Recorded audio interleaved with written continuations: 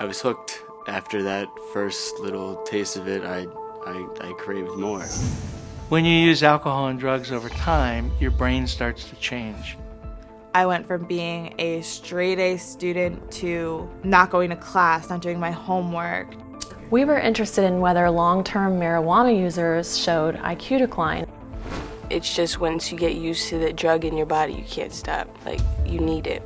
You really don't have it under control, and then you start to lose everything. Addiction produces profound changes in brain chemistry. I absolutely believe that addiction is a brain disease.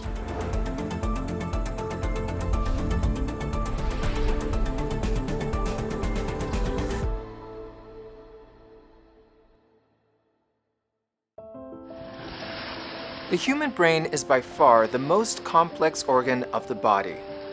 It processes information about the sights and sounds of the world around us. It's responsible for how we think. It coordinates how our muscles move. It stores and recalls our memories.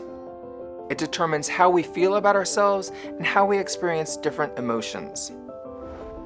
The brain also determines how people experience different kinds of drugs, from the pleasurable highs that entice them when first using a drug, to the compulsions and cravings that come with addiction. My name is Francisco Ramirez. In this program, we'll look at how drugs affect how the brain works. We'll start by looking at the structure of the brain.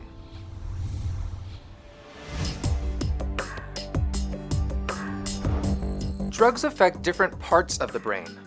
While these parts interact in complex ways, they have different functions.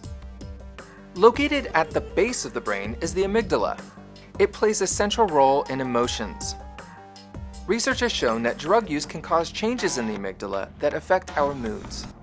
The hippocampus plays a critical role in learning.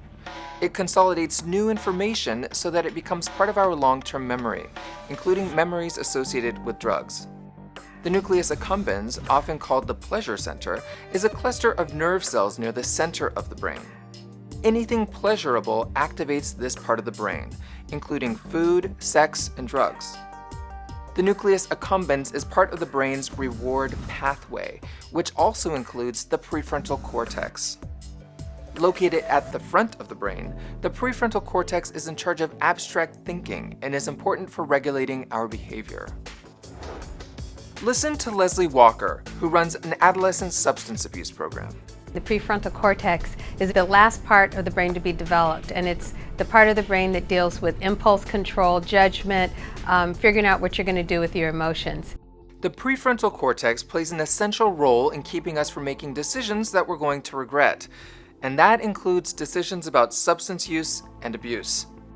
Do drugs pose even greater risks to teens and young adults? Are they more susceptible to the risks of becoming addicted?